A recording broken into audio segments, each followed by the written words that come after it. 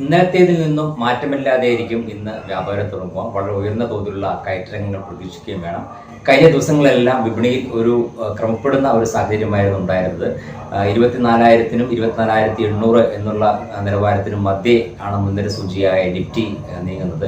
വരും ദിവസങ്ങളിലും ഏതാണ്ട് ഈ ഒരു നിലവാരത്തിൽ തന്നെ ക്രമപ്പെട്ടതിന് ശേഷം മാത്രമേ മുന്നോട്ട് നീങ്ങാനുള്ള സാധ്യത കാണുന്നുള്ളൂ. ആഗോള സാഹചര്യങ്ങൾ തികച്ചും തൃപ്തികരം തന്നെയാണ്. ഇന്നലെ US ഫെഡറൽ റിസർവിന്റെ മീറ്റിംഗിന് ശേഷമുള്ള മിനിറ്റ്സ് പുറത്തു വന്നിരുന്നു. തൽക്കാലം നിരക്ക് കുറയ്ക്കുന്നില്ലെങ്കിൽ കൂടിയും വരും മാസങ്ങളിൽ നിരക്ക് കുറച്ചേക്കും എന്നുള്ളതിൻ്റെ ഒരു സൂചന ഉണ്ടായിരുന്നതുകൊണ്ട് തന്നെ വരും ദിവസങ്ങളിൽ അതിൻ്റെ ഒരു സ്വാധീനം വിപണിയിൽ ഉണ്ടാവുകയും ചെയ്യും.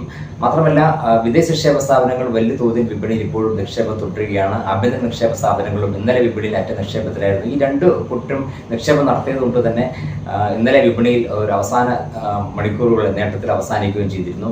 അതിർത്തിയിൽ അസ്വസ്ഥത ഉണ്ടായിരുന്നെങ്കിൽ കൂടിയും അതിൻ്റെ സ്വാധീനം വിപണിയിൽ ഉണ്ടായില്ല എന്ന് വേണമെങ്കിൽ പറയാം. അതിന് പ്രധാനപ്പെട്ട കാരണം അനിശ്ചിതത്വം നീങ്ങി എന്നുള്ളത് തന്നെയാണ്. ഏതെങ്കിലും തരത്തിലൊരു തിരിച്ചടി അങ്ങോട്ടും ഇങ്ങോട്ടും പ്രതീക്ഷിച്ചിരുന്നിടത്തു നിന്നും ഒരു അനിശ്ചിതത്വം അത് നീങ്ങിയതിൻ്റെ ഒരു പ്രതിഫലനമായിരുന്നു വിപണിയിൽ ഉണ്ടായത്. വിപണിയിൽ ഒരു നേട്ടത്തിൽ വ്യാപാരം അവസാനിപ്പിക്കാനും സാഹചര്യം ഉണ്ടായത്. എന്തായാലും വരും ദിവസങ്ങളിലും വിപണിയിൽ ഒരു നിക്ഷേപ താല്പര്യം തുടർന്നേക്കും. അതിന് ഏറ്റവും പ്രേരകമായി പ്രവർത്തിക്കുക നിക്ഷേപ സ്ഥാപനങ്ങളുടെ നിലപാടുകൾ തന്നെയായിരിക്കും. ആഗോള സാഹചര്യങ്ങളും വിപണിയിലെ നേട്ടത്തിൽ സ്വാധീനിക്കും.